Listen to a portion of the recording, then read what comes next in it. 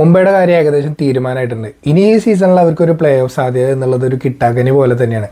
അല്ലെങ്കിൽ ഇനി അത്ഭുതം സംഭവിച്ചിട്ട് ബാക്കി എല്ലാ ടീമുകളൊന്നും തോൽക്കേണ്ടി വരും. അല്ലാതെ ഇനി മുംബൈക്ക് ഇനി കയറാൻ പറ്റുന്നൊന്നുമില്ല. ഇനി കയറണമെങ്കിൽ തന്നെ അവർക്ക് ഇനി എല്ലാ മത്സരങ്ങളും ജയിക്കേണ്ടി വരും. പക്ഷെ അതിന് ഈ ടീമിനെ വെച്ചിട്ട് നടക്കുന്നൊന്നും തോന്നുന്നില്ല. ചെന്നൈ ആയിട്ടുള്ള കളിയിലും വളരെ മോശമായിട്ടുള്ളൊരു ബോളിംഗ് അറ്റാക്ക് തന്നെയാണ് നമ്മൾ കണ്ടത്. തുടക്കത്തിൽ ഒരു പേസും ബൗൺസും ഉള്ള ഒരു പിച്ചിൽ അവർക്ക് സഞ്ജുവിൻ്റെ വിക്കറ്റൊക്കെ എടുക്കാൻ പറ്റിയിരുന്നെങ്കിൽ പിന്നീട് കാര്യമായിട്ടൊന്നും മുംബൈയുടെ ബോളർമാർക്ക് ചെയ്യാനായിട്ട് പറ്റിയില്ല. ബുംറ ഒരു തുടക്കം കൊടുത്തിട്ടുണ്ടായിരുന്നു. അതായത് ചെന്നൈ ജയിച്ച കളികളിലെല്ലാം കളിച്ചിട്ടുണ്ടായിരുന്ന സഞ്ജുവിന് ആ സഞ്ജുവിൻ്റെ വിക്കറ്റ് എടുക്കാനായിട്ട് ബുംറയ്ക്ക് പറ്റി. പക്ഷേ ബാക്കിയുള്ള ബോളർമാർക്കൊന്നും കാര്യമായിട്ടൊന്നും ചെയ്യാനായിട്ടുണ്ടായിരുന്നില്ല. ചെന്നൈ നിരയിൽ നമ്മൾ നോക്കുകയാണെന്നുണ്ടെങ്കിൽ അവിടെ പേസ് ബോളർമാരാണെന്നുണ്ടെങ്കിലും സ്പിന്നർമാരാണെന്നുണ്ടെങ്കിലും ഒക്കെ വിക്കറ്റ് എടുക്കുന്ന കണ്ടു. ആ ഒരു പിച്ചിന്, അതായത് ബോളിങ്ങിനെ കുറച്ചുകൂടി സപ്പോർട്ട് ചെയ്യുന്ന ആ പിച്ചിൽ കുറേ കൂടി അഡ്വാൻറ്റേജ് എടുക്കാനായാലും ബാറ്റ്സ്മാൻമാരെ കുറച്ചുകൂടി ബുദ്ധിമുട്ടിക്കാനായാലും അവർക്ക് പറ്റുന്നുണ്ടായിരുന്നു. പക്ഷേ മുംബൈ ബോളർമാർക്ക് അതിനൊന്നും സാധിച്ചിട്ടുണ്ടായിരുന്നില്ല. അതുകൊണ്ട് തന്നെ 8 വിക്കറ്റിൻ്റെ വളരെ കംഫർട്ടബിൾ ആയിട്ടുള്ള വിജയമാണ് ചെന്നൈക്ക് നേടാനായിട്ട് പറ്റിയത്. ചെന്നൈ നിരയിൽ ഋതുരാജ് ഗായിക്വാദ് ഇപ്പോൾ 2 കളികളിലായിട്ട് തൻ്റെ ഫോം വീണ്ടെടുത്തിട്ട് 2 കളികളിൽ 50 അടിച്ചിട്ട് ആദ്യ കളിയിൽ ഗുജറാത്തിനൊപ്പം പരാജയപ്പെട്ടെങ്കിലും ഈ ഒരു കളിയിൽ അവസാനം വരെ ക്രീസിൽ നിന്ന് കളിക്കുന്നതായിട്ടാണ് നമ്മൾ കണ്ടത്. അതിൻ്റെ കൂടെ കാർത്തിക് ശർമ്മ നല്ലൊരു സപ്പോർട്ടും കൊടുക്കുന്നുണ്ടായിരുന്നു. ചെന്നൈക്ക് 8 വിക്കറ്റിനുള്ള ഒരു വിജയം എന്ന് പറഞ്ഞിട്ടുണ്ടെങ്കിൽ നല്ലൊരു ബൂസ്റ്റാണ് കൊടുത്തിരിക്കുന്നത് അവരുടെ ഒരു പ്ലേ ഓഫ് സാധ്യതകൾക്ക്. ഇപ്പം നിലവിൽ 6ാമത്തെ പൊസിഷനാണ് നിൽക്കുന്നതെങ്കിലും ഇനിയുള്ള 5 മത്സരങ്ങളിൽ ഒരു നല്ലൊരു റിസൾട്ട് കൊണ്ടുവരാൻ പറ്റിയിട്ടുണ്ടെങ്കിൽ ചെന്നൈക്കും ഇപ്പോഴും സാധ്യതകളുണ്ട്. പക്ഷേ മുംബൈനെ സംബന്ധിച്ചിടത്തോളം കാര്യങ്ങൾ വളരെ ഡിഫറൻ്റ് ആണ്. കളിക്ക് ശേഷം ഹാർദിക് പാണ്ഡ്യൻ പറഞ്ഞതാണെങ്കിലും മോശം കളിയല്ല, ഈ സീസൺ തന്നെ മോശമാണെന്നാണ്. ബാക്കിയുള്ളവരെല്ലാം നമ്മളെക്കാളും നന്നായി ബാറ്റ് ചെയ്യുന്നു, ഫീൽഡ് ചെയ്യുന്നു, ബോൾ ചെയ്യുന്നു, ഇങ്ങനെയുള്ള മറുപടികളൊക്കെയാണ് ഹാർദിക് പാണ്ഡ്യ പറയുന്നത്. ഈ പറയുന്ന ഹാർദിക് പാണ്ഡ്യയുടെ തന്നെ ബാറ്റിംഗ് നിന്ന് വളരെ മോശമായിരുന്നു ഉണ്ടായിരുന്നത്. 23 ബോളിൽ വെറും 18 റണ്ണാണ് 2 ഫോറുകളടക്കം അടിച്ചിട്ടുണ്ടായിരുന്നത്. അതായത് മുംബൈയുടെ തുടക്കം നമ്മൾ നോക്കുകയാണെന്നുണ്ടെങ്കിൽ കഴിഞ്ഞ കളിയിലെ അതായത് കഴിഞ്ഞ കളിയിൽ അടിച്ചടിച്ച വിൽ ജാക്സിനെ അവർക്ക് ആദ്യം തന്നെ നഷ്ടപ്പെട്ടു. പക്ഷേ റിക്കൽട്ടനും നമന്തരും കൂടി നല്ലൊരു ഇന്നിങ്സാണ് കളിക്കുന്നുണ്ടായിരുന്നത്. അതിനുശേഷം റിക്കൽട്ടൻ്റെ വിക്കറ്റ് പോയപ്പോഴും സൂര്യകുമാർ വന്നപ്പോഴും നമന്തർ സൂര്യകുമാറിനെ പിടിച്ചും നല്ലൊരു റൺ റേറ്റിലാണ് സ്കോർ ബോർഡ് മുന്നിലേക്ക് കൊണ്ടുവന്നിരുന്നത്. 10 ഓവറിൽ 99 റണ്ണിന് 2 വിക്കറ്റ് എന്നുള്ള നിലയിൽ നിൽക്കുന്ന മുംബൈ പിന്നീട് അടുത്ത 10 ഓവറിൽ ആകെ 60 റൺസ് മാത്രം എടുത്തുള്ളൂ. അവർ 5 വിക്കറ്റും പോയി.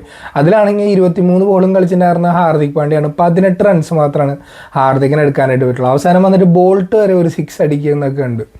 അപ്പോൾ ഇത്രയും ബുദ്ധിമുട്ടും കാര്യങ്ങളെല്ലാം ഫേസ് ചെയ്യുന്നുണ്ടെങ്കിൽ ഒരു കളിയൊക്കെ ഒന്ന് മാറി എന്നിട്ട് മറ്റുള്ളവർക്കായാലും അവസരങ്ങൾ കൊടുക്കണമെങ്കിൽ കൊടുക്കുകയൊക്കെ ചെയ്യാം. അവരുടെ മാനേജ്മെൻറ്റ് തീരുമാനിക്കേണ്ട കാര്യങ്ങളാണ്. കളികൾ തോൽക്കുന്നതിന് ക്യാപ്റ്റനെ മാത്രം നമ്മൾ കുറ്റം പറയില്ല. മറ്റ് ടീംമേറ്റുകൾക്കായാണെങ്കിലും ബോളർമാർക്കും ബാറ്റ്സ്മാൻമാർക്കും എല്ലാവർക്കും ഉത്തരവാദിത്തമുള്ളത് തന്നെയാണ്. പക്ഷേ ചില കളികളിൽ ഈ എടുക്കുന്ന തീരുമാനങ്ങൾക്ക് വളരെ ഇമ്പോർട്ടൻ്റ് ആയിട്ടുള്ളൊരു ഘടകമാണ് ഈ IPL നമ്മൾ നോക്കുകയാണെന്നുണ്ടെങ്കിൽ. ക്യാപ്റ്റൻ എടുക്കുന്ന തീരുമാനം അനുസരിച്ചാണ് ബോളർമാർ വരുന്നതും ബോളിംഗ് ചേഞ്ചസുകളൊക്കെ കൊണ്ടുവരുന്നതെല്ലാം. അപ്പോൾ അവർക്കത് കറക്റ്റായിട്ട് എക്സിക്യൂട്ട് ചെയ്യണമെങ്കിൽ കറക്റ്റായിട്ടുള്ള ഫീൽഡ് പ്ലേസ്മെൻറ്റ്, കറക്റ്റായിട്ടുള്ള ബോളിംഗ് ചേഞ്ചുകൾ ഇതെല്ലാം കൊണ്ടുവരണം. നമ്മൾ കണ്ടു സഞ്ജുവിനെതിരെ കൃത്യമായിട്ടുള്ള പ്ലാനോട് കൂടി ബുംറേനെ കൊണ്ടുവന്നിട്ട് ആ വിക്കറ്റ് എടുക്കുന്ന ആ ഒരു പ്ലാൻ മാത്രം അവർക്ക് വർക്കൗട്ടായി. ബാക്കിയുള്ള ബാറ്റ്സ്മാൻമാർക്കെതിരെ ഒന്നും അവർക്ക് ഒരു പ്ലാനും വർക്കൗട്ട് ആകുന്നുണ്ടായിരുന്നില്ല.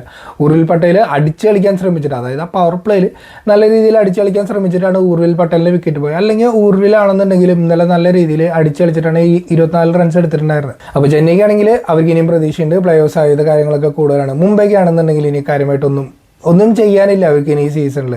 ഇനി വേണമെങ്കിൽ കൂടുതൽ യങ്സ്റ്റേഴ്സ് ആയിട്ടുള്ള പ്ലെയേഴ്സിനൊക്കെ അവസരം കൊടുക്കും. ഇന്നലെ ഒരു ഡെബ്യൂട്ടൻ്റ് കളിച്ച ഒരു ഗ്രാം എന്ന് പറഞ്ഞ ബോളർ, അദ്ദേഹം നന്നായി ബോൾ എറിഞ്ഞിട്ടുണ്ടായിരുന്നു. ബുംറയും എക്കണോമിക്കലായിട്ട് ബോളറിനായിരുന്നു. ബാക്കിയുള്ളവർക്ക് കുറച്ച് റണ്ണൊക്കെ കിട്ടും. എന്നിരുന്നാലും അധികം റൺസൊന്നും എടുക്കേണ്ട ആവശ്യം ഉണ്ടായിരുന്നില്ല ചെന്നൈനെ സംബന്ധിച്ചിടത്തോളം. ആകെ 160 റൺസ് മാത്രമേ അവർക്ക് ജയിക്കാനായിട്ടുണ്ടായിരുന്നുള്ളൂ. അത് അവർ ഈസി ആയിട്ട് ജയിക്കുന്നതായിട്ടും കണ്ടു. 2 ഓവറോളം ബാക്കി നിൽക്കുകയാണ് ചെന്നൈക്ക് ഇപ്പോൾ ജയിക്കാനായിട്ട് സാധിച്ചത്. നെറ്റ് റൺ റേറ്റിലും അവർക്കൊരു ചെറിയൊരു ഇമ്പ്രൂവ്മെൻറ്റ് ഉണ്ടാക്കാൻ പറ്റിയിട്ടുണ്ട്. വരുന്ന കളികളിലാണെന്നുണ്ടെങ്കിലും അവർക്ക് ഈ ഒരു പ്രകടനം പുറത്തെടുത്താൽ മതിയുള്ളൂ. സഞ്ജു ഇന്നലെ അധികം തിളങ്ങിയില്ല. 11 റൺസ് മാത്രമേ സഞ്ജു എടുത്തുള്ളൂ. 2 ബൗണ്ടറിയൊക്കെ അടിച്ചെങ്കിലും ബുംറേനെ ഔട്ട്സൈഡ് ഓഫിൽ കളിക്കാനയക്കുന്ന ശ്രമത്തിൽ ഒരു തവണ ഒരു ചാൻസ് കിട്ടിയിരുന്നു സഞ്ജുവിന്. ബുംറയുടെ ഫസ്റ്റ് ബോളിൽ തന്നെ വിൽ ജാക്സ് ക്യാച്ച് വിട്ട് കളഞ്ഞിരുന്നു. പക്ഷേ 2ാമത്തെ തവണ ആ ഓവറിൽ തന്നെ അവസാനത്തെ ബോളിൽ ബുംറ സഞ്ജുവിൻ്റെ വിക്കറ്റ് എടുക്കുന്നതാണ് കണ്ടത്. മറ്റു താരങ്ങൾ ഫോമിലാവുന്നതും ചെന്നൈയെ സംബന്ധിച്ചിടത്തോളം ഒരു പോസിറ്റീവായിട്ടുള്ള കാര്യം തന്നെയാണ്. ധോണി ഇനി തിരിച്ചു വരുമോ ഇല്ല എന്നുള്ളതൊന്നും ഉറപ്പില്ലാത്തിരിക്കുന്ന സാഹചര്യത്തിൽ ബാക്കിയുള്ള പ്ലേയേഴ്സ് എല്ലാം താളം കണ്ടെത്തിയിട്ട് അവരുടേതായിട്ടുള്ള ഒരു സ്റ്റാൻഡേർഡ് ക്രിയേറ്റ് ചെയ്യാനായിട്ട് ശ്രമിക്കുന്നുണ്ട്. അതിന് വളരെ പോസിറ്റീവാണ്. എന്തായാലും ചെന്നൈക്ക് ഒരു നല്ല പ്രകടനം തുടരാൻ പറ്റട്ടെ എന്ന് തന്നെ നമുക്ക് വിചാരിക്കാം. മുംബൈക്കാണെന്നുണ്ടെങ്കിൽ ഇനി വരുന്ന കളികളിലെല്ലാം പോണേ പോട്ടെ തന്നെ അവർ കളിക്കണം. എന്നിട്ട് എന്തെങ്കിലും പോയിന്റ് കിട്ടുകയാണെന്നുണ്ടെങ്കിൽ വളരെ മോശമല്ലാത്ത രീതിയിൽ സീസൺ ഒന്ന് അവസാനിപ്പിക്കാനായിട്ട് അവർക്ക് പറ്റും.